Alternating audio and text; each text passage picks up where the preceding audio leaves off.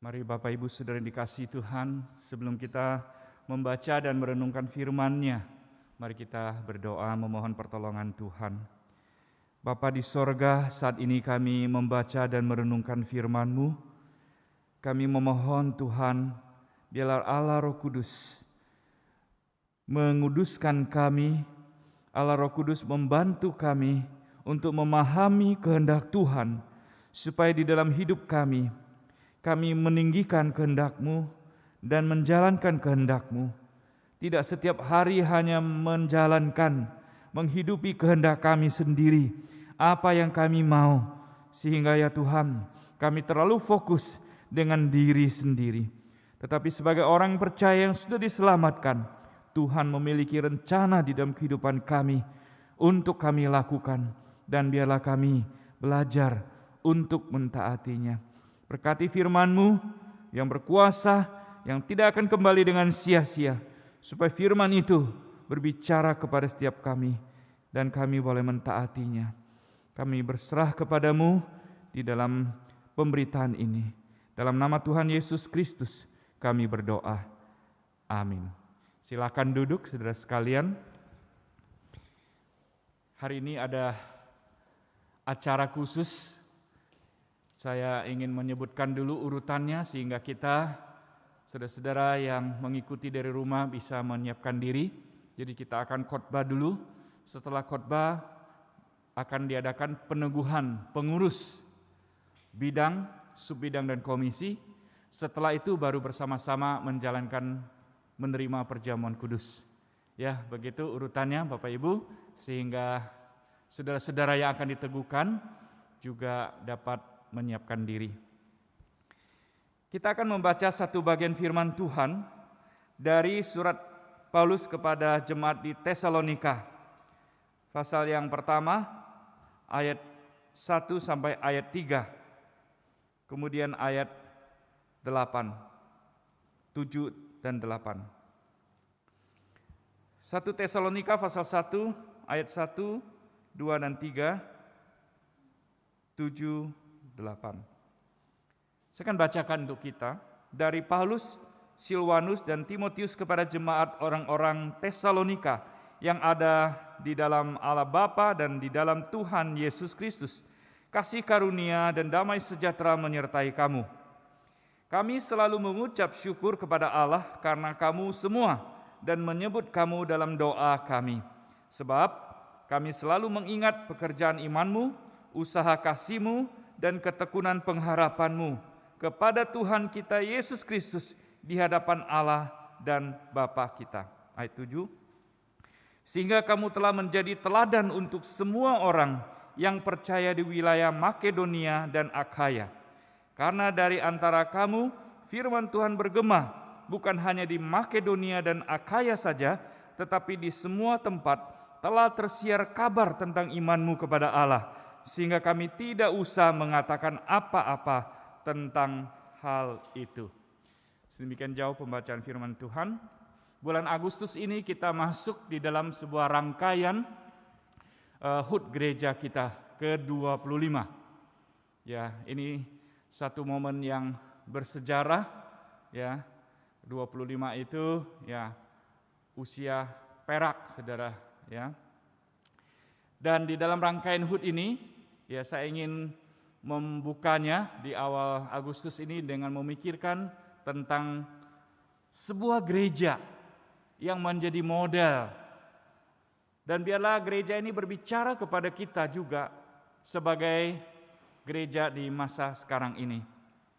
Sebuah gereja yang dilahirkan di tengah-tengah masa penganiayaan, yaitu gereja Tesalonika yang kita baca tadi, saudara. Gereja Tesalonika dilahirkan di masa penganiayaan dan didirikan oleh Paulus. Saudara, kalimat ini saja sudah cukup menggentarkan kita. Bagaimana mungkin sebuah gereja didirikan di masa penganiayaan? Semua orang ingin menghindari penganiayaan, tetapi justru di dalam kondisi ini sebuah gereja dilahirkan. Ini sama saja dengan sekarang ini, ya kita membuat restoran di masa COVID, pandemi COVID.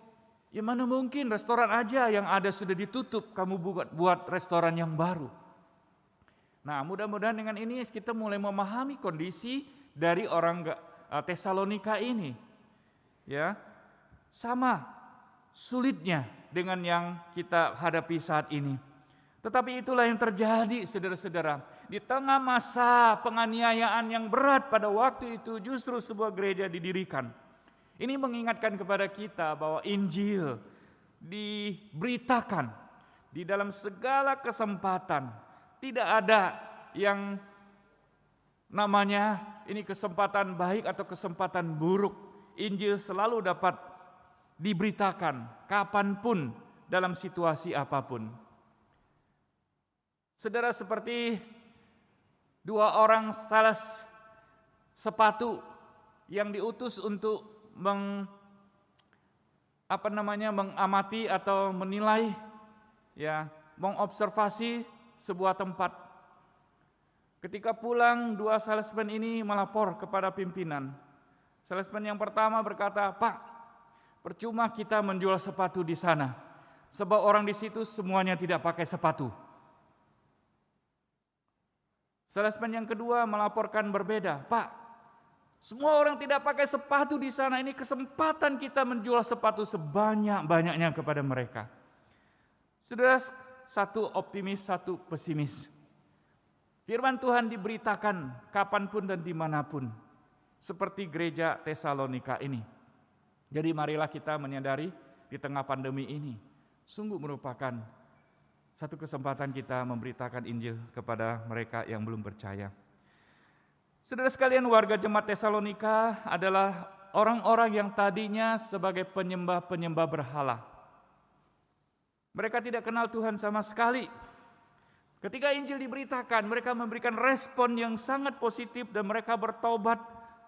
Lalu mereka hidup berdasarkan firman itu. Dan tadi diceritakan bahwa mereka karena firman Tuhan bergema di Makedonia dan Akaya. Bahkan ayat 8 dikatakan bukan saja di dua tempat itu, pertobatan dan kehidupan iman mereka, kasih mereka dan pengharapan mereka tersiar kabar tentang imanmu sehingga kami tidak usah mengatakan apa-apa. Ini satu jemaat yang luar biasa, Bapak Ibu. Mereka yang adalah penyembah-penyembah berhala, mereka bertobat dan iman mereka itu berbicara kepada orang-orang di sekitar mereka, bahkan melewati batas-batas wilayah mereka.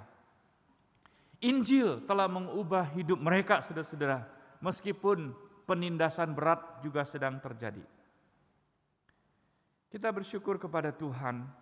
Paulus berkata, tadi kita baca, "Kami selalu mengucap syukur kepada Allah karena kamu semua dan menyebut kamu dalam doa kami."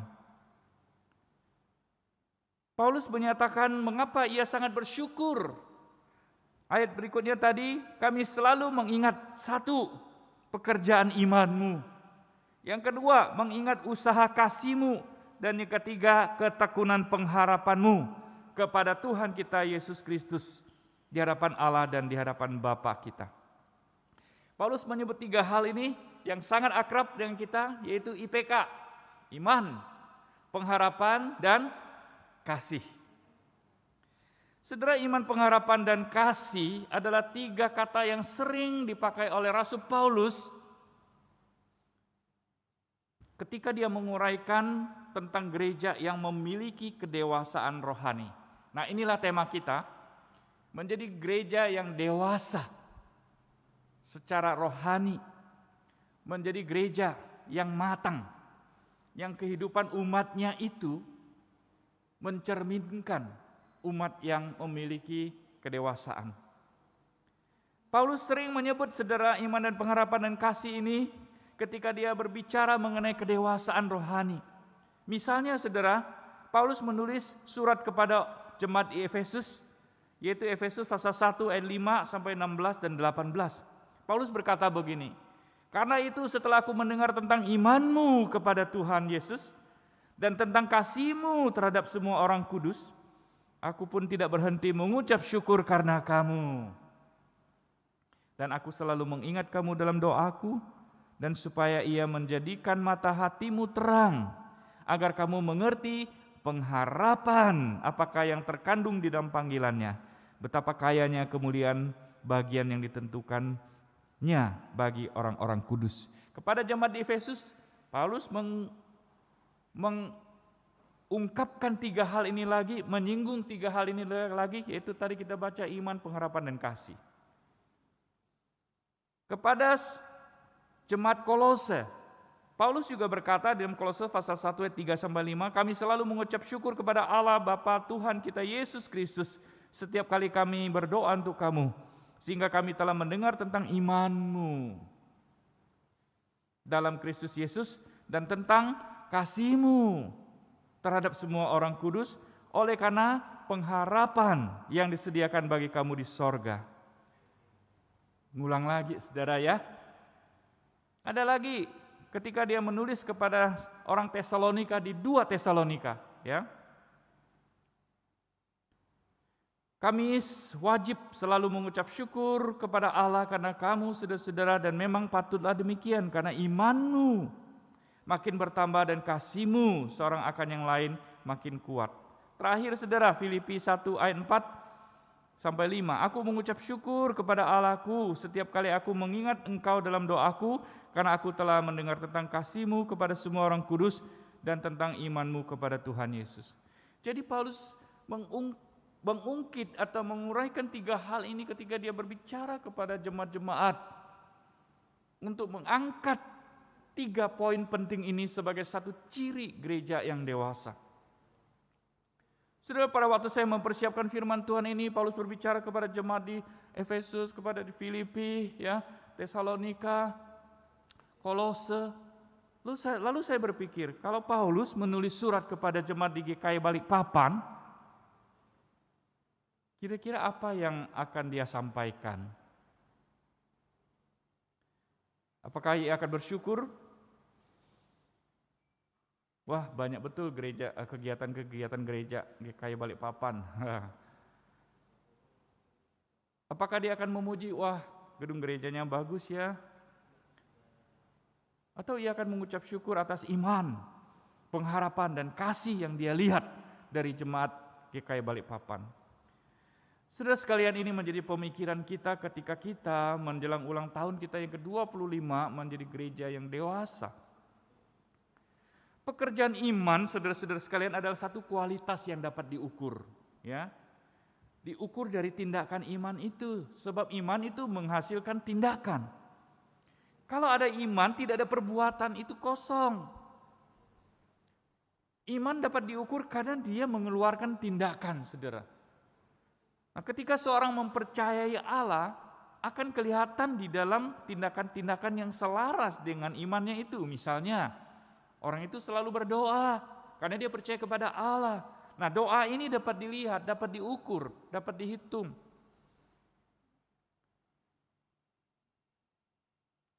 Misalnya lagi, tindakan iman. Nah, dia selain selalu berdoa, dia bukan orang yang kuatiran, karena dia beriman kepada Tuhan.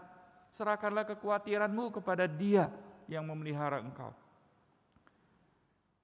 Orang yang beriman kelihatan dia selalu percaya Allah, bahwa Allah campur tangan dalam hidupnya, dan seterusnya. Ada tindakan-tindakan, saudara. Ia bukan orang yang mengandalkan kemampuannya, tapi dia orang yang menunjukkan kepercayaannya kepada Allah dan mewujudkan kepercayaan itu dalam tindakan-tindakan. Maka Paulus memuji, ya, sebab kami selalu mengingat akan pekerjaan imanmu, orang-orang Tesalonika ini. Saudara, jemaat yang didirikan di masa penganiayaan, terus bisa menunjukkan iman yang dipuji oleh Rasul Paulus. Saya kira ini sesuatu yang betul-betul berkualitas. Mari kita pikirkan, saudara sekalian, sekarang ini kita hidup dalam dunia yang sepertinya tidak memerlukan iman. Kita sedang hidup dalam dunia yang sepertinya tidak memerlukan iman, saudara. Mengapa? Karena kita terlalu banyak kesempatan dan banyak pilihan. Kalau enggak begini, ya itu pilihannya. Kesempatan selalu ada, ya selalu ada. Kelihatannya asal kita mau bekerja keras karena banyak kesempatan dan banyak pilihan, saudara-saudara, kita bisa mendapatkan apa yang kita mau. Tidak usah beriman. Kita lakukan aja seperti ini, kita bisa dapatkan. Tetapi itukah yang Allah kehendaki, saudara? Memang dalam dunia yang pragmatis, iman seringkali hanya menjadi sebuah konsep bahkan kemudian ditinggalkan. Sebab tidak usah beriman, ya. Dalam doa Bapa kami kita meminta, berikanlah kami pada hari ini makanan kami yang secukupnya. Tidak usah berdoa pun kita makan sehari 3 kali, bahkan lebih, ada snacknya lagi, saudara. Apakah doa Bapa kami tidak relevan lagi dengan sekarang ini? Belum lagi banyak diskon. Ya, kalau saudara sudah vaksin, nah vaksin itu bisa juga jadi diskon, ya, untuk beli makanan. Sangat mudah.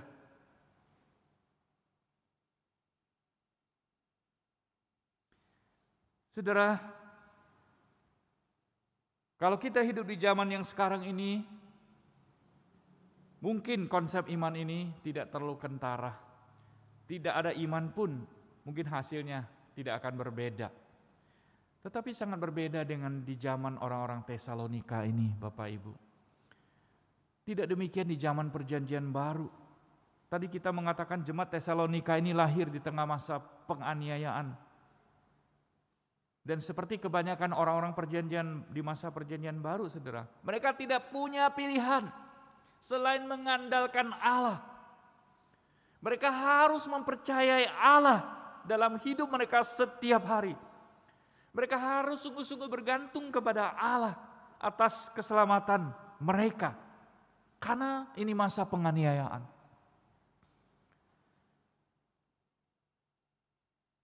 Bisa saja hari ini percaya, besok penganiayaan datang. Bisa saja hari ini percaya, besok musibah datang. Bisa saja hari ini percaya, mereka mengalami banyak penderitaan.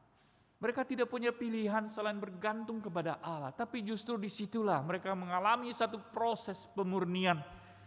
Mengalami satu yang namanya iman yang nyata. Sehingga iman itu kelihatan di dalam tindakan-tindakan mereka. Dan itu yang disyukuri oleh Rasul Paulus. Iman orang-orang Tesalonika ini begitu hidup. Begitu nyata. Bukan iman aksesoris sebagai pelengkap ibadah, saudara sekalian. Coba kita lihat beberapa kejadian di masa perjanjian baru itu, bahwa iman itu begitu nyata. Seorang kepala rumah ibadat, anak perempuannya baru saja meninggal. Dia mencari Yesus dan Yesus berkata, "Pergilah, karena anakmu ini tidak mati, tapi tidur." Tetapi mereka menertawakan dia. Setelah orang banyak itu diusir, Yesus masuk dan memegang tangan anak itu, lalu bangkitlah anak itu. Saudara, kepala rumah ibadah ini berkata, "Tuhan, mampirlah, taruhlah tanganmu kepada anakku yang sudah meninggal ini." Dia punya iman dan Yesus berkata, "Pulanglah, anak itu tidak mati tapi tidur." Dan di akhir kisah itu dikatakan Tuhan memegang tangan anak itu lalu bangkit anak itu. Iman begitu nyata, saudara. Seorang perempuan wanita yang sudah 12 tahun sakit pendarahan. Cari penyembuhan ke dokter manapun, dukun, sinseh, orang pintar, tidak sembuh-sembuh. Lalu dia berkata dalam hatinya, "Asal ku jamah saja jubahnya," yaitu jubah Yesus, "aku akan sembuh." Dan itu dia lakukan. Dicatat, tetapi Yesus berpaling kepada dia serta berkata, "Teguhkanlah hatimu, hai anakku, imanmu telah menyelamatkan engkau." Dua kisah ini dicatat dalam Matius 9 ayat 18-26. Saudara sekalian, itulah iman yang hidup. Kepercayaan kepada Allah yang begitu dalam, nyata. Dan iman itu tetap relevan dengan kehidupan kita sekarang ini, saudara. Mungkin kita banyak kesempatan dan kemudahan, tetapi bukan itu iman yang Tuhan kehendaki. Iman yang disandarkan kepada kemudahan dan kesempatan. Tetapi Tuhan menghendaki iman yang disandarkan hanya kepada Yesus Kristus. Pertanyaannya kepada kita, Paulus memuji iman, pekerjaan iman orang Tesalonika. Saudara, apakah iman masih relevan dalam hidupmu saat ini? Apakah engkau masih beriman bahwa Tuhan memimpin masa depan engkau? Atau engkau berpikir asal aku menabung bekerja keras masa depan terjamin? Apakah iman masih membuatmu bisa bertahan di dalam penderitaan? Apakah imanmu masih membawa engkau datang, meminta, memohon kepada Tuhan?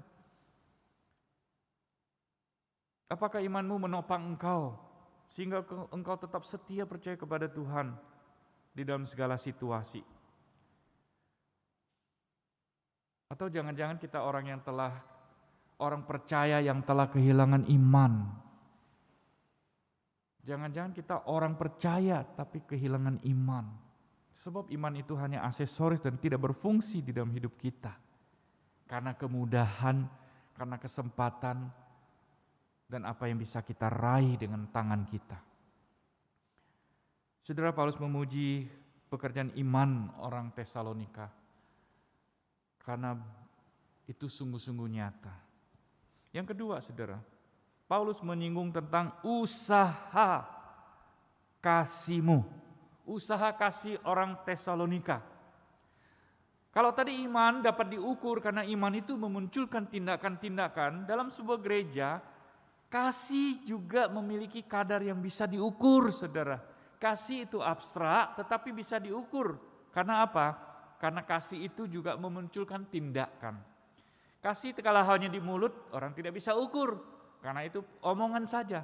Tetapi kasih yang dinyatakan dalam tindakan dapat diukur, dapat dihitung, dapat dilihat. Sebab kasih itu berarti saling melayani. Nah, ada enggak kita saling melayani? Sebab kasih itu saling membantu, bertolong-tolongan, menanggung beban. Ada enggak ini dalam diri kehidupan kita, hidup di dalam jemaat kita? Sekarang banyak yang kena COVID, kita dengar. Apakah kasih itu mendorong saudara melakukan sesuatu, berdoa untuk dia, mengirim makanan, menelpon, menguatkan, membacakan ayat, dan sebagainya? Atau kita tidak peduli karena ini sudah sesuatu yang terjadi di mana-mana? Kasih berarti saling menasehati, merendahkan diri, rela mengampuni, saling membangun. Itu dilakukan enggak? Ada enggak dalam hidup kita? Semua itu bisa diukur, saudara. Jemaat Tesalonika yang hidup dalam penderitaan, kasih mereka satu sama lain sangat nyata dan terasa. Bahkan itu menggema sampai di Makedonia dan Akhaya. Kalau kita melihat peta, saudara, itu daerah yang luas. Sampai Paulus berkata, sehingga kami tidak usah mengatakan apa-apa tentang hal itu. Pasti Paulus sangat bangga dengan jemaat yang dia dirikan ini. Udahlah, aku tidak bisa ngomong apa-apa, itu semua sudah ada buktinya kok. Nah gitu kira-kira, saudara.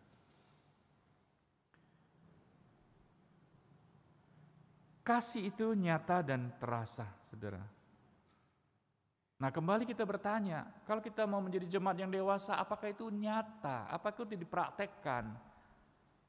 Atau hanya diyakini saja atau menjadi kata-kata yang motivasi saja, saudara? Apakah aksi tindakan kasih ini terlihat di dalam tindakan hidup kita? Wujudnya macam-macam, saudara, tetapi itu ada enggak? Kalau ada, bisa diukur. Kalau tidak ada, ya berarti jemaat ini masih harus berjuang untuk menjadi jemaat yang dewasa. Sebab jemaatnya, anggotanya belum mempraktekkan secara nyata usaha kasih. Ya, saya senang dengan kata usaha. Kasih itu perlu diusahakan, diwujudkan dalam tindakan. Dan yang ketiga, saudara, Paulus mengucap syukur untuk jemaat Tesalonika, ketekunan pengharapan mereka. Memang ketekunan pengharapan mereka ini ditujukan kepada Yesus yang akan datang kedua kali. Di dalam masa penganiayaan yang begitu berat, Tuhan, biarlah Engkau cepat datang untuk mengangkat kami dari penderitaan ini. Mereka bukan berkata, aduh aku gak mau percaya Yesus ajalah karena penganiayaan ini. Justru mereka bertahan dan mereka berharap Kristus datang kedua kali. Dan mereka tahu pengharapan ketika mereka percaya kepada Allah, maka mereka kalaupun menghadapi pembunuhan, mereka akan dikumpulkan bersama-sama dengan Allah. Saudara sekalian, pengharapan ini sangat nyata di dalam kehidupan jemaat Tesalonika sehingga mereka di dalam penganiayaan mereka dapat bertahan.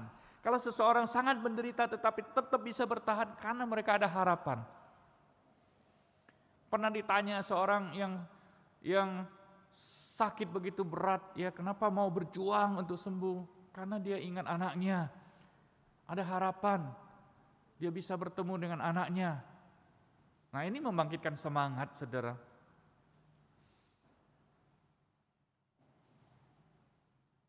Sekali lagi jemaat Tesalonika, pengharapan mereka kepada Tuhan sangat nyata. Sebab mereka sewaktu-waktu bisa kehilangan apa yang mereka miliki, bahkan nyawa mereka.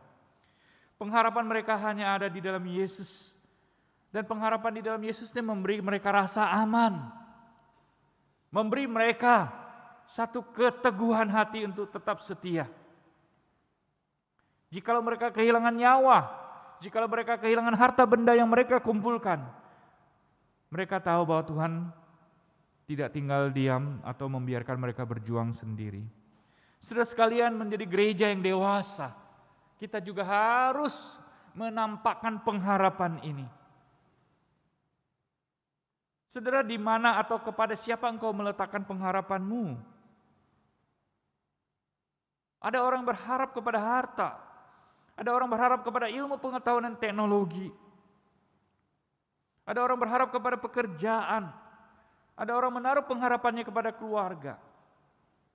Memang saudara, pengharapan semacam ini dapat juga sih memberi kita satu rasa aman. Punya harta, ya tenang aja lah ya. Kalau ada apa-apa saya ada uangnya, rasa aman. Coba kalau nggak ada uang, cuman bisa ngomong amin aja ya, tapi tidak aman. Pengharapan kepada hal-hal duniawi memang bisa memberi rasa aman, tetapi apakah itu jenis pengharapan yang Tuhan mau di dalam diri kita sebagai anak-anaknya? Percaya kepada Tuhan tapi menaruh pengharapan kepada dunia. Saudara, ini sesuatu iman yang salah. Pengharapan yang salah arah. Ini bukan tanda kedewasaan sejati sebuah gereja, saudara. Jangan salah menempatkan pengharapan. Pengharapan kita seperti orang Tesalonika, yaitu harus diletakkan di dalam Tuhan Yesus, bukan kepada yang lain.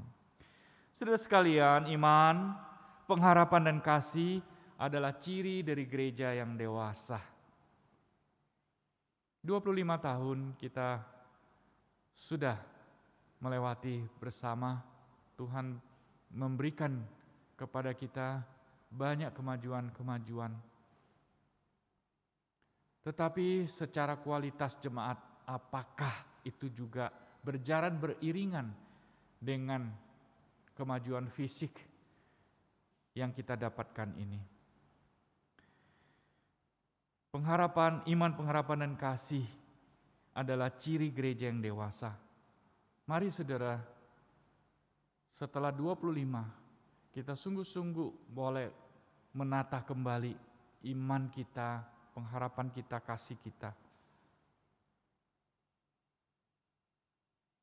Ketika Paulus menulis, saudara, pekerjaan imanmu, usaha kasihmu, ketekunan pengharapanmu, mu di sini, saudara, mu di sini, itu ditulis dalam bentuk jamak, bukan tunggal.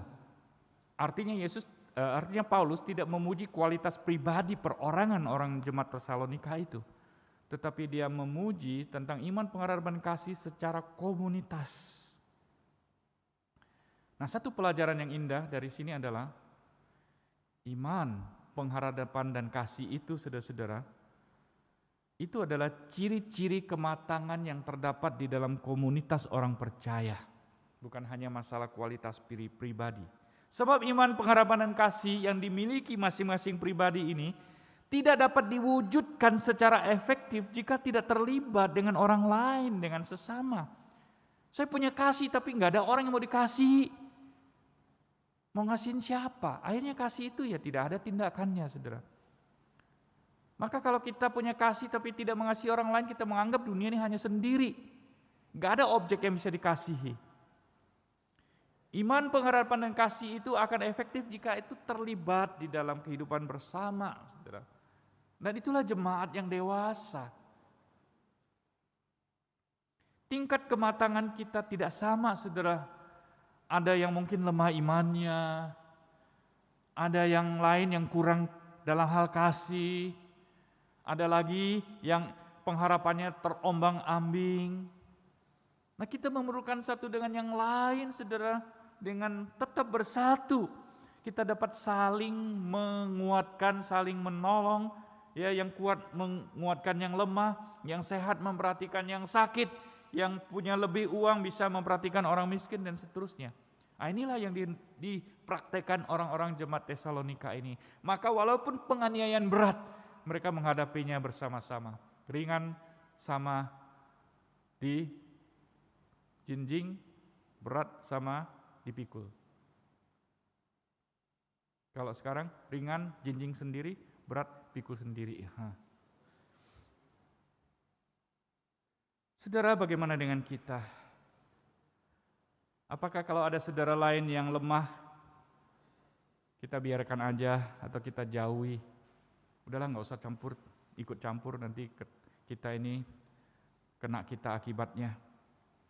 Kita menjaga diri seperti saudara kita yang lemah itu, seperti COVID yang harus dihindari. Apakah kita dapat saling menguatkan satu sama lain, saudara? Di saat kita terperosok dalam dosa dan tidak bisa keluar, ada nggak yang mengulurkan tangan kasih dan empati? Atau kita cuma nerima kritikan? Rasain, makanya jangan berdosa.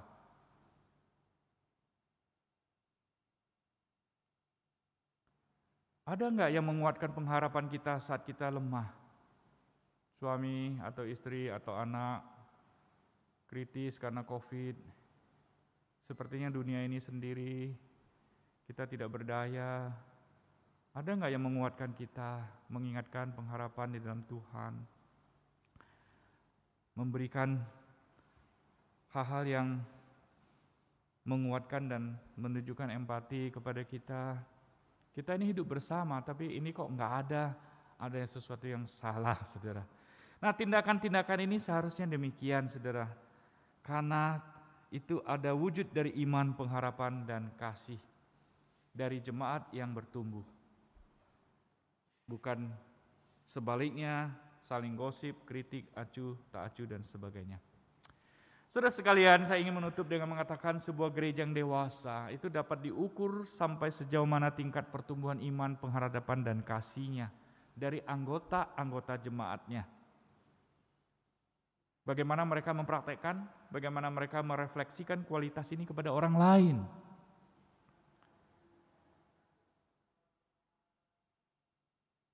Marilah kita terus membangun iman, pengharapan, dan kasih. Marilah kita terus mendemonstrasikan iman dan pengharapan dan kasih ini dalam hidup kita. Marilah kita menuju kepada gereja yang dewasa, yaitu jemaatnya matang di dalam hal kerohanian, dan mempraktekkan ciri khas atau karakteristik gereja yang dewasa, yaitu terlihat di dalam pekerjaan iman, usaha kasih, dan ketekunan di dalam pengharapan kepada Tuhan. Amin. Kita berdoa. Bapa di sorga, bersyukur untuk firman-Mu. Gereja yang dewasa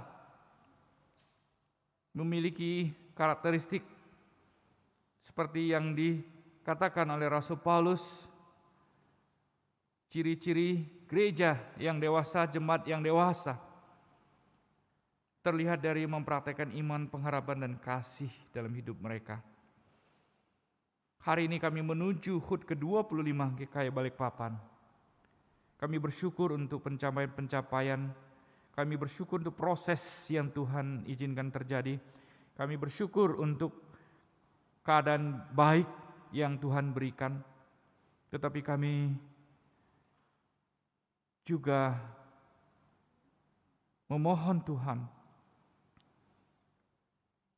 menolong setiap kami supaya tidak hanya pembangunan fisik, tetapi pembangunan spiritualitas, pembangunan iman, pengharapan, dan kasih juga terjadi di dalam hidup kami sebagai komunitas. Orang-orang Tesalonika, mereka tersiar kabarnya karena perbuatan iman, pengharapan, dan kasih mereka yang nyata di masa penganiayaan, penderitaan. Tuhan, kami pun ingin mengenakan kualitas ini. Kami pun rindu ini terjadi dalam gereja-Mu. Sehingga Engkau berkenan, Engkau dipuaskan, dan Engkau memakai setiap kami untuk menyatakan kehadiran kasih Tuhan di tengah-tengah dunia ini. Terima kasih Bapa di sorga, berkatilah gereja-Mu, berkati seluruh jemaat-Mu, supaya kami belajar menjalankan kehendak Tuhan. Dalam nama Tuhan Yesus Kristus, kami telah berdoa. Amin.